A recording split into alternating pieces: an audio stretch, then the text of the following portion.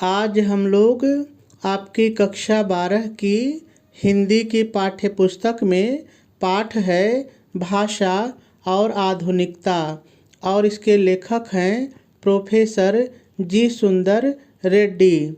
आज हम लोग इस पाठ के इस गद्यांश पर आधारित आपकी बोर्ड की परीक्षा में पूछे जाने वाले संभावित प्रश्नों को हल करना सीखेंगे। देखिए, आपको पता है कि आपके बोर्ड के पेपर में इसी तरह से गद्यांश दिया रहता है और गद्यांश के नीचे इस तरह से 5 प्रश्न दिए रहते हैं। 5 ही प्रश्न रहेंगे, 5 से ज़्यादा नहीं हो सकते हैं। यहाँ पर मैंने 7 प्रश्न आपको समझाने के लिए लिया हुआ है, लेकिन आपके बोर्ड के पेपर में कोई 5 प्रश्न ही आएगा, ठीक है। और देखिए, इन सभी प्रश्नों का उत्तर आपको गद्यांश में ही मिल जाता है। बस आपको गद्यांश ध्यान से पढ़ना होता है और उत्तर खोजने की कोशिश करनी होती है। और देखिए, यदि आपने किसी भी गद्यांश की पूरी व्याख्या को अच्छी तरह से समझ लिया है तो आपको इन प्रश्नों का उत्तर ढूंढने में भी कहीं कोई दिक्कत नहीं होती है, ठीक है। तो चलिए, सबसे पहले हम लोग पूरे गद्यांश की व्याख्या को ही समझ लेते हैं, फिर उसके बाद क्रमशः एक एक प्रश्न पढ़ेंगे और इन प्रश्नों का उत्तर लिखना सीखेंगे। तो देखिए, इस गद्यांश में है क्या कि जो लेखक प्रोफेसर जी सुंदर रेड्डी जी हैं, वो किसी भी वस्तु की रमणीयता यानी किसी भी वस्तु की सुंदरता और उस वस्तु की जो नित्य नूतनता है यानी जो नवीनता है, यानी किसी भी वस्तु की सुंदरता और उस वस्तु की नवीनता दोनों किस प्रकार से एक दूसरे के ऊपर आश्रित हैं, इसका वर्णन कर रहे हैं।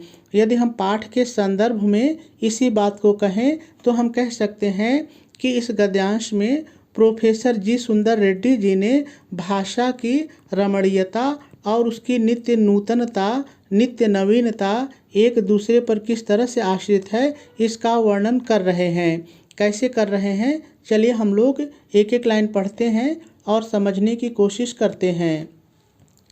तो लेखक प्रोफेसर रेड्डी जी कहते हैं कि रमणीयता यानी सौंदर्य, सुंदरता और नित्य, नित्य माने प्रतिक्षण, प्रत्येक दिन, प्रतिक्षण की जो नूतनता है, नूतनता यानी नवीनता अन्योन आश्रित है, एक दूसरे पर आश्रित है।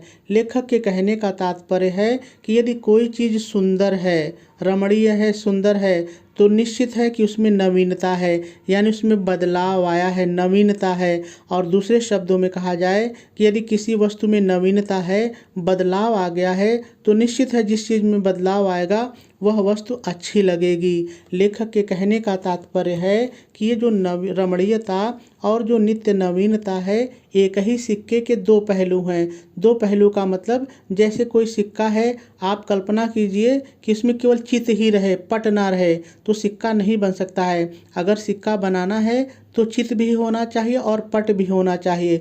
इसी तरह से ये जो रमणीयता है और ये जो नूतनता है एक दूसरे पर आश्रित है। यानी देखिए, जब वस्तुएं एक दूसरे पर आश्रित होती हैं तो यदि एक वस्तु को हटा देंगे तो दूसरी अपने आप खत्म हो जाती है। तो यदि हम नूतनता को हटा देंगे तो वस्तु सुंदर कभी नहीं हो सकती। दूसरे शब्दों में कहा जाए कि यदि हम सौंदर्य को हटा दें, सुंदरता को हटा दें, तो कभी भी वस्तु में नवीनता, बदलाव नहीं आएगा। तो लेखक यहाँ पर यही कह रहे हैं कि जो वस्तु रमणीय होती है उसमें नित्य नूतनता आती है, नवीनता आती है, बदलाव होता है, क्योंकि रमणीयता और नूतनता एक दूसरे के ऊपर आश्रित हैं। आगे लेखक कहते हैं, रमणीयता के अभाव में कोई भी चीज़ मान्य नहीं होती है। देखिए, यहाँ पर मान्य शब्द ही आपको समझना है बस। देखिए, मान्य का मतलब होता है कि समाज उसको महत्वपूर्ण नहीं मानता है, उसको कोई महत्व नहीं देता। किसको?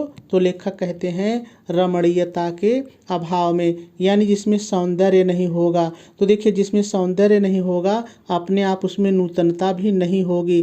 देखिए, जहाँ रमणीयता की बात आए आप वहाँ नूतनता भी समझ लीजिए, जहाँ नूतनता आए वहाँ रमणीयता को समझ समझ लीजिए, क्योंकि एक के अभाव में दूसरा हो ही नहीं सकता। तो लेखक यहाँ पर यही कह रहे हैं कि यदि रमणीयता का अभाव है किसी भी वस्तु में, वो भाषा हो सकती है, हमारी परंपरा हो सकती है, हमारे रीति रिवाज हो सकते हैं, यदि उनमें रमणीयता नहीं है, सौंदर्य नहीं है, यानी उनमें नवीनता नहीं है, तो कोई भी चीज़ फिर समाज के द्वारा मान्य नहीं होती है, समाज उसको कोई भी महत्व नहीं देता है। चलिए आगे देखते हैं। अब आगे लेखक कहते हैं नित्य नूतनता, यानी प्रतिक्षण जो नवीनता है किसी भी सृजक की। देखिए, सृजक का मतलब होता है निर्माण करने वाला, बनाने वाला।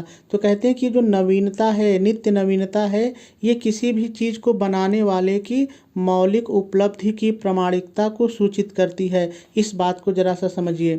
लेखक यहाँ पर ये कह रहे हैं कि जैसे किसी चीज़ ने कोई चीज़ बनाई है, तो जो जिसने बनाया है यदि जब उसमें नवीनता लाता है, उसमें परिवर्तन लाता है, तो लोगों को ये प्रमाणित हो जाता है कि इस वस्तु को इसी व्यक्ति ने बनाया है। यदि आप इसको ऐसे समझिए, लिखना नहीं, समझिए। देखिए, मान लीजिए, देखिए पहले जो बुलेट आती थी, अब बुलेट में बदलाव आ गया, अब बुलेट फिर सबसे ज़्यादा बिकने लगी है। क्यों? क्योंकि उसमें नवीनता आई। वो नवीनता किसने लाई? जिसने सबसे पहली बार बुलेट को बनाया होगा, उसी ने नवीनता लाई। यानी कोई चीज़ जो बनाता है वही उसमें नवीनता लाता है। यदि हम भाषा की बात करें, तो जिस भाषा का निर्माण भारत वालों ने किया है, जो भारत की भाषा है, उसमें बदलाव भी भारत के लोग लाएंगे, और इससे पता चलेगा कि वो भाषा भारत की ही है। समझ में आ गया? तो लेखक यही कह रहे हैं कि जब किसी चीज़ में नवीनता आती है, तो इससे ये पता चलता है कि ये प्रमाणित होता है, यह पता चलता है कि उस वस्तु को उसी व्यक्ति ने बनाई है। ठीक है, चलिए देखिए, आगे कहते हैं और उसकी अनुपस्थिति में कोई भी चीज़ वस्तुतः जनता व समाज के द्वारा स्वीकार्य नहीं होती है। बात को समझिए, बहुत ही सरल है। देखिए, यहाँ तो हम लोगों ने ये जाना कि जब किसी चीज़ में नवीनता आती है, तो इससे पता चलता है कि इस बात का पता चलता है, सूचना मिलती है कि उस वस्तु को उसी व्यक्ति ने बनाया है जिसने बदलाव लाया है। अब आगे लेखक कहते हैं कि उसकी अनुपस्थिति में, यानी कि नवीनता की, नवीनता की अनुपस्थिति में, यानी रमणीयता की अनुपस्थिति में क्या होगा? कोई भी चीज़ वस्तुतः जनता व समाज के द्वारा स्वीकार्य नहीं होगी, समाज उसको स्वीकार नहीं करेगा। आपको पता है, जब बुलेट गाड़ी एक समय ना एकदम बंद हो गई थी, कोई लेता नहीं था, आउटडेटेड हो गई थी, लेकिन फिर क्या हुआ? फिर उसमें नवीनता आई और समाज ने फिर उसको स्वीकार कर लिया। इसी तरह भाषा की बात करें, तो भाषा में भी यदि बदलाव नहीं आएगा, तो धीरे धीरे लोग उस भाषा को छोड़ देंगे, क्योंकि बदलाव नहीं आएगा। जब नवीनता नहीं आएगी, तो रमणीयता भी नहीं आएगी। और आप देख रहे हैं कि यहाँ पर लेखक कहता है कि रमणीयता और नूतनता के अभाव में जो समाज है उस चीज़ को स्वीकार नहीं करता है। वो भाषा हो सकती है, कोई वस्तु हो सकती है। ठीक है, चलिए आगे देखिए। अब आगे लेखक कहते हैं सड़ी गली मान्यताओं से जकड़ा हुआ समाज जैसे आगे नहीं बढ़ पाता, वैसे ही पुरानी रीतियों और शैलियों की परंपरागत लीक पर चलने वाली भाषा भी जनचेतना को गति देने में प्रायः असमर्थ ही रह जाती है। बहुत ही सरल लाइन है। देखिए, लेखक यहाँ कह रहे हैं कि जैसे सड़ी गली मान्यताओं को जो हमारा से बंधा हुआ, जकड़ा हुआ जो हमारा समाज है, वो आगे नहीं बढ़ पाता। लेखक के कहने का तात्पर्य है, आप लिख सकते हैं कि जैसे हमारे समाज में जातिवाद, भेदभाव, दहेज प्रथा, तमाम तरह की सड़ी गली मान्यताएं हैं, परंपराएं हैं, और इन सड़ी गली मान्यताओं में जकड़ा हुआ समाज कभी भी जिस तरह से आगे नहीं बढ़ सकता है, उसी तरह से जो पुरानी रीतियों और पुरानी शैलियों पर, पुरानी परंपराओं पर, जो उसी पर चलने वाली जो भाषा है, यानी जो भाषा अपने अंदर बदलाव नहीं लाती, वो जन चेतना को गति देने में प्रायः असमर्थ हो जाती है। यानी वह भाषा लोगों के अंदर चेतना पैदा नहीं कर सकती है, असमर्थ रह जाती है, मतलब चेतना पैदा नहीं कर सकती है। ठीक है, चलिए इतनी पूरी व्याख्या मैं जल्दी से एक बार बता देता हूँ आपको, ध्यान से सुनिए। देखिए, लेखक यहाँ पर कहते हैं कि सौंदर्य और नित्य नवीनता दोनों एक दूसरे पर आश्रित होते हैं, अर्थात एक सिक्के के दो पहलू हैं। जिस तरह से सिक्के के एक पहलू के अभाव में हम सिक्के की कल्पना नहीं कर सकते हैं, उसी तरह से हम नूतनता के अभाव में रमणीयता की कल्पना नहीं कर सकते हैं और रमणीयता के अभाव में हम नूतनता की कल्पना नहीं कर सकते हैं। आगे लेखक कहते हैं कि रमणीयता के अभाव में कोई भी चीज़ मान्य नहीं होती। लेखक कहते हैं कि सौंदर्य के अभाव में अर्थात नवीनता के अभाव में किसी भी चीज़ को समाज महत्व नहीं देता है, समाज द्वारा मान्यता नहीं प्राप्त होती है। आगे लेखक कहते हैं कि नित्य नूतनता किसी भी वस्तु में प्रतिक्षण आने वाली जो नवीनता है, जो नूतनता है, वो किसी भी निर्माणक की, किसी भी निर्माण करने वाले की मौलिक उपलब्धि को प्रमाणित करती है, सूचना देती है कि वह वस्तु उसी व्यक्ति के द्वारा बनाई गई है।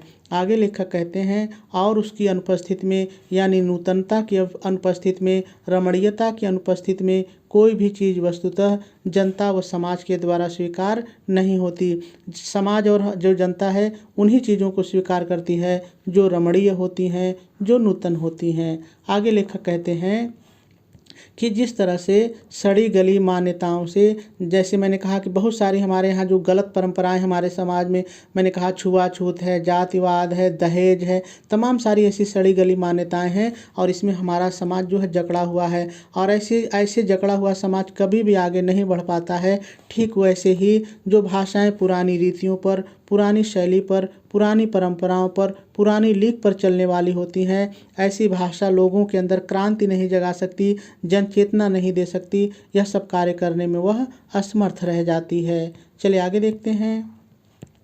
अब लेखक कहते हैं भाषा समूची युग चेतना की अभिव्यक्ति का एक सशक्त माध्यम है और ऐसी सशक्तता वह तभी अर्जित कर सकती है जब वह अपने युगानुकूल सही मुहावरों को ग्रहण कर सके। देखिए पूर्ण विराम आ गया, तो चलिए इतने की व्याख्या समझ लेते हैं।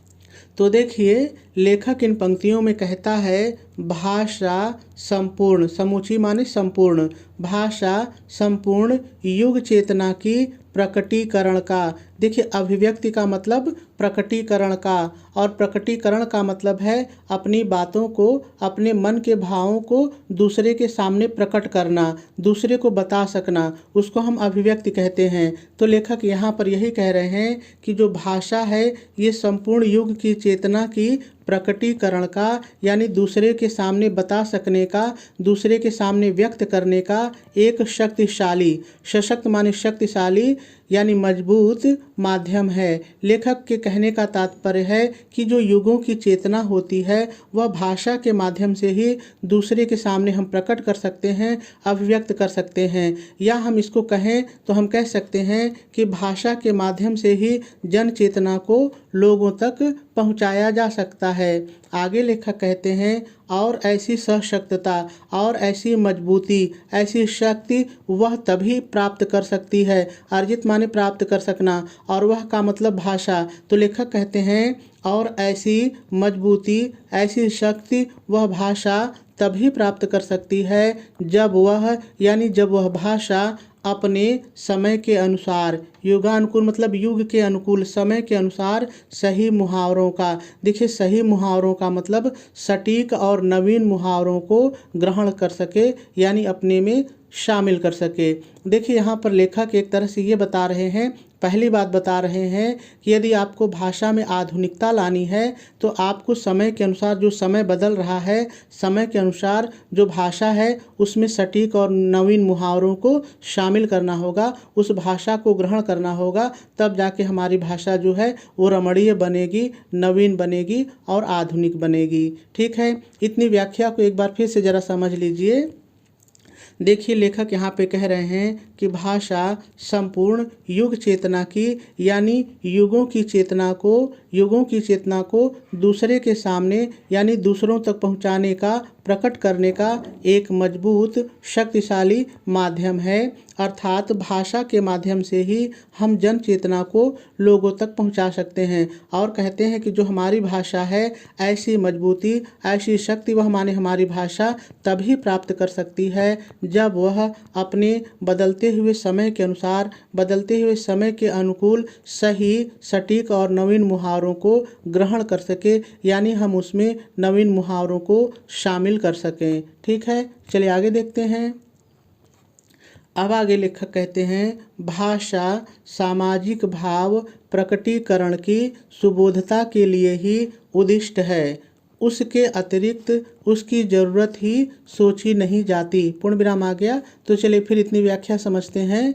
देखिए यहाँ पर लेखक ऊपर की ही बात को आगे बढ़ाते हैं और कहते हैं जो भाषा है ये सामाजिक जो भाव है, हमारे समाज की जो विचार है, हमारे समाज की जो बातें हैं, उसके प्रकटीकरण की सुबोधता के लिए ही। देखिए सुबोधता का मतलब जिसको आसानी से लोगों को बताया जा सके, समझाया जा सके, उन तक अपनी बात पहुंचाई जा सके के लिए ही उद्दिष्ट है। उद्दिष्ट है मतलब स्पष्ट किया गया है या बताया गया है। इसको यदि सरल शब्दों में मैं कहूँ तो मैं कह सकता हूँ कि जो भाषा है इसका एकमात्र बताया गया है कि वो सामाजिक भावों को आसानी से दूसरे तक पहुँचा सकती है। यही इसका स्पष्ट उद्देश्य है, इसी के लिए भाषा बनी है। आगे लेखक कहते हैं, उसके अतिरिक्त उसकी यानी भाषा की, यानी हमारे भावों के प्रकटीकरण के अलावा भाषा की कोई ज़रूरत ही सोची नहीं जाती। आप खुद ही समझिए, यदि हमको अपनी बात दूसरे तक न पहुंचानी हो, अपने मन के भावों को दूसरे के सामने न प्रकट करना हो, तो इसके अलावा भाषा का क्या काम है, हम क्यों किसी से बोलेंगे। तो यहाँ पर लेखक, यहाँ पर देखिए फिर से समझिए, लेखक यही कहते हैं कि जो भाषा होती है ये हमारे सामाजिक भावों को दूसरे के सामने प्रकट करने के लिए है और ये आसानी से हम प्रकट कर सकें, इसी के लिए भाषा का निर्माण बताया गया है, स्पष्ट किया गया है। कहते हैं कि अपने भावों को प्रकट करने के अतिरिक्त भाषा की कोई ज़रूरत ही सोची नहीं जा सकती, भाषा की कोई ज़रूरत ही नहीं है। आगे लेखक कहते हैं, इस उपयोगिता की सार्थकता समसामयिक सामाजिक चेतना में प्राप्त द्रष्टव्य अनेक प्रकार की संश्लिष्टताओं की दुरूहता का परिहार करने में ही निहित है। बहुत ही प्यारी लाइन है। देखिए लेखक कहते हैं, इस उपयोगिता की यानी हमारे भाषा की उपयोगिता की सार्थकता यानी सफलता समसामयिक मतलब वर्तमान सामाजिक चेतना में प्राप्त, यानी सामाजिक चेतना में वर्तमान समय में हमारी जो सामाजिक चेतना है उसमें जो प्राप्त है, प्राप्त का मतलब जो दिखाई दे रही है, द्रष्टव्य माने जो दिखाई दे रही है। क्या दिखाई दे रही है, तो कहते हैं अनेक प्रकार की संश्लिष्टताओं। देखिए संश्लिष्टताओं का मतलब चिपकी हुई, दुरूहता का मतलब होता है कठिनाइयाँ।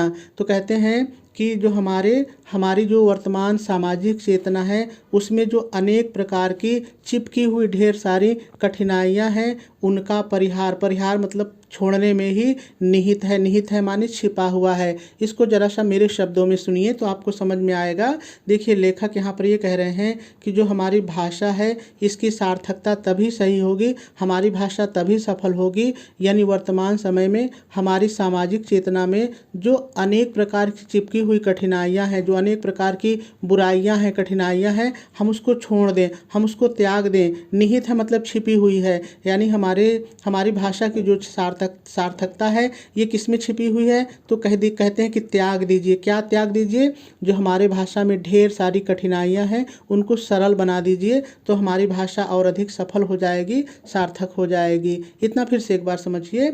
देखिए लेखक कहते हैं, इस उपयोगिता की यानी हमारे भाषा की उपयोगिता की सफलता, सार्थकता समसामयिक यानी वर्तमान सामाजिक चेतना में दिखाई देने वाली अनेक प्रकार की जो चिपकी हुई ढेर सारी कठिनाइयाँ हैं उनको छोड़ देने में ही निहित है, यानी छिपी हुई है। हम अपनी इन सभी कठिनाइयों को भाषा की यदि ख़त्म कर दें, त्याग दें, तो हमारी जो भाषा है और अधिक सफल हो सकती है। ठीक है, यही कुछ इसकी व्याख्या है। चलिए अब हम लोग इस पर आधारित प्रश्नों को हल करना सीखते हैं। तो देखिए पहला प्रश्न आपसे कह रहा है, उपर्युक्त गद्यांश का संदर्भ लिखिए। तो चलिए संदर्भ लिखते हैं। देखिए सबसे पहले आप प्रश्नोत्तर नंबर डालेंगे, आप पेपर में देख लीजिए जो नंबर हो वही डालिए, इसीलिए मैंने नंबर नहीं लिखा है। उसके बाद दो में से एक गद्यांश जो हल करेंगे संकेत डाल करके उसके शुरू का और डाट डाट करके अंत का थोड़ा सा लिख लेंगे। उसके बाद लिखेंगे, नंबरिंग करेंगे, उप नंबर डालेंगे। प्रश्न ने कहा था संदर्भ लिखिए, तो संदर्भ हेडिंग डाल करके लिखेंगे प्रस्तुत गद्यांश हमारी पाठ्य पुस्तक हिंदी के गद्य खंड में संकलित भाषा और आधुनिकता नामक निबंध से उद्धृत है, या आप कह सकते हैं शीर्षक से उद्धृत है, या आप कह सकते हैं पाठ से लिया गया है। कोई एक लिख सकते हैं जो आपको अच्छा लगे। इसके लेखक प्रोफेसर जी सुंदर रेड्डी हैं। पूर्ण विराम लगा देंगे और पहला प्रश्न पूरा हो जाएगा। चलिए दूसरा प्रश्न पढ़ते हैं। दूसरा प्रश्न आपसे कह रहा है उपर्युक्त गद्यांश के पाठ एवं लेखक का नाम लिखिए, या इस प्रश्न को बदल के पूछ सकता है उपर्युक्त गद्यांश के शीर्षक एवं लेखक का नाम लिखिए। तो यदि पाठ रहेगा तो पाठ उत्तर में लिखेंगे, शीर्षक रहेगा तो शीर्षक, दोनों नहीं लिखना है। अब लिखेंगे कैसे, चलिए देखते हैं। तो देखिए फिर से आप उप नंबर डालेंगे और लिखेंगे प्रस्तुत गद्यांश के पाठ रहेगा तो पाठ, शीर्षक रहेगा तो शीर्षक का नाम भाषा और आधुनिकता और लेखक का नाम प्रोफेसर जी सुंदर रेड्डी है, और दूसरे प्रश्न का उत्तर भी पूरा हो जाएगा। चलिए तीसरा प्रश्न देखते हैं। तीसरा प्रश्न आपसे कह रहा है रमणीयता और नित्य नूतनता किस प्रकार अन्योन यानी एक दूसरे पर आश्रित हैं। यदि आपको व्याख्या याद हो तो व्याख्या करते समय मैंने बताया था कि रमणीयता और नित्य नूतनता उसी तरह से एक दूसरे पर आश्रित हैं जिस तरह से एक सिक्के के दोनों पहलू एक दूसरे पर आश्रित होते हैं। यदि हम किसी एक को अनुपस्थित मान लें तो हम दूसरे के होने की कल्पना नहीं कर सकते हैं। लेकिन लिखेंगे कैसे, चलिए देख लेते हैं। तो देखिए आप नंबरिंग करेंगे और लिखेंगे रमणीयता और नित्य नूतनता एक सिक्के के दो पहलू की तरह अन्योन आश्रित। इसको सरल बनाने के लिए मैंने कोष्ठक में लिख दिया है एक दूसरे पर आश्रित हैं, अर्थात एक के अभाव में दूसरे की कल्पना नहीं की जा सकती है, और तीसरा उत्तर भी पूरा हो जाएगा। चलिए अगला देखते हैं। चौथा प्रश्न आपसे पूछ रहा है उपर्युक्त गद्यांश में लेखक ने किस बात पर बल दिया है। तो देखिए उपर्युक्त गद्यांश में लेखक ने भाषा की जो नवीनता है उस पर बल दिया है, भाषा की जो आधुनिकता है उस पर बल दिया है। तो लिखेंगे कैसे, चलिए देखते हैं। तो देखिए यहाँ पर नंबरिंग करेंगे और लिखेंगे उपर्युक्त गद्यांश में लेखक ने भाषा की नवीनता यानी कोष्ठक में आप लिख सकते हैं आधुनिकता पर बल दिया है। पूर्ण विराम लगा देंगे और ये उत्तर भी आपका पूरा हो जाएगा। चलिए पांचवा प्रश्न देखते हैं। ध्यान रहे कोई 5 प्रश्न ही आपके पेपर में आएगा। तो पांचवा प्रश्न आपसे पूछ रहा है लेखक ने किसे अभिव्यक्ति का एक सशक्त माध्यम माना है। तो भाई मैंने बताया है कि भाषा को माना है, तो लिखेंगे कैसे, चलिए देख लेते हैं। नंबरिंग करेंगे और लिखेंगे लेखक ने भाषा को अभिव्यक्ति का सशक्त माध्यम माना है, और ये उत्तर भी पूरा हो जाएगा। चलिए अगले प्रश्न पर चलते हैं। अगला प्रश्न आपसे कह रहा है लेखक के अनुसार किसके अभाव में कोई वस्तु महत्वपूर्ण नहीं होती है। तो देखिए लेखक के अनुसार किसके अभाव में, तो मैंने आपको बताया था, पहले आपको मैं दिखा दूं, यहाँ पर था आपको देखिए यहाँ पर है, लेखक कहते हैं कि रमणीयता के अभाव में कोई चीज़ महत्वपूर्ण माने महत्वपूर्ण नहीं होती है। तो रमणीयता के अभाव में, और जहाँ रमणीयता होगी वो अपने आप नूतनता आ ही जाएगी, क्योंकि एक दूसरे पर ये निर्भर करते हैं। अब लिखेंगे कैसे, चलिए देखते हैं। तो देखिए आप नंबरिंग करेंगे और लिखेंगे लेखक के अनुसार रमणीयता के अभाव में कोई भी वस्तु महत्वपूर्ण नहीं होती है, और आपका ये उत्तर भी पूरा हो जाएगा। चलिए अगला प्रश्न पढ़ते हैं। तो देखिए अगला प्रश्न कह रहा है रेखांकित अंश की व्याख्या कीजिए। तो चलिए गद्यांश पर पहले रेखांकित अंश हम लोग देख लेते हैं। तो देखिए आपको दिखाई दे रहा होगा यहाँ से रेखा खींची गई है और यहाँ तक रेखा खींची है। इस गद्यांश की विशेषता है कि इसमें 2 जगह रेखा खींची गई है। देखिए यहाँ खींची गई, फिर इधर नहीं खींची गई है, फिर उसके बाद यहाँ छोड़ करके देखिए यहाँ से रेखा खींची गई है और यहाँ तक रेखा खींची गई है, यानी हमको 2 बार रेखांकित अंश की व्याख्या लिखनी पड़ेगी। कैसे लिखेंगे, चलिए देखते हैं। तो देखिए सबसे पहले आप नंबरिंग करेंगे। और चूंकि 2 बार रेखांकित अंश है तो एक बार हम लोग क लिख के रेखांकित अंश की व्याख्या हेडिंग डालेंगे, या यदि आप क न लिखना चाहें तो यहाँ लिख सकते हैं प्रथम रेखांकित अंश की व्याख्या, आपको जो अच्छा लगे। और उसके बाद पहले रेखांकित अंश की व्याख्या जैसे मैंने आपको बताई थी वैसे ही लिखी है, आप भी मेरे साथ पढ़ लीजिए। तो हो जाएगा प्रस्तुत रेखांकित अंश में लेखक प्रोफेसर रेड्डी जी, या पूरा लिख सकते हैं प्रोफेसर जी सुंदर रेड्डी जी, भाषा की सुंदरता और नूतनता के एक दूसरे पर आश्रित होने का वर्णन करते हुए कहते हैं कि, इतना तो मैंने भाव के अनुसार अपने से जोड़ा है, अब आगे लाइन की व्याख्या है। कहते हैं कि रमणीयता अर्थात सुंदरता और प्रतिक्षण की नवीनता, नित्य नूतनता हम लोगों ने कहा था ना, तो प्रतिक्षण की जो नवीनता है एक दूसरे पर आश्रित है, अर्थात एक सिक्के के 2 पहलू की तरह, अर्थात एक सिक्के के 2 पहलू की तरह हैं। जिस प्रकार दोनों पहलू के बिना सिक्के की कल्पना नहीं की जा सकती, उसी प्रकार से रमणीयता के अभाव में नूतनता यानी नवीनता, और नूतनता के अभाव में रमणीयता यानी सुंदरता की कल्पना नहीं की जा सकती है। लेखक के कहने का तात्पर्य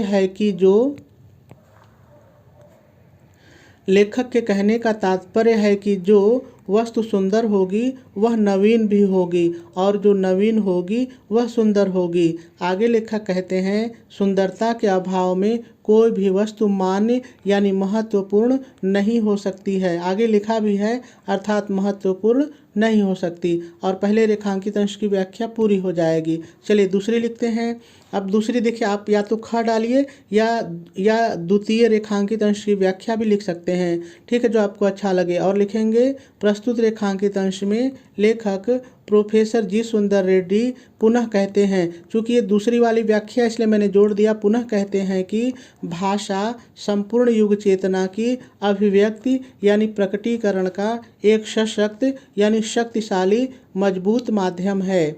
भाषा के माध्यम से ही जन चेतना का प्रसार संभव है, और कोई भी भाषा ऐसी सशक्तता तभी प्राप्त कर सकती है जब वह अपने युग के अनुरूप नवीनतम तथा सटीक मुहावरों से युक्त हो। पूर्ण विराम लगा देंगे और दूसरे रेखांकित अंश की व्याख्या भी पूरी हो जाएगी।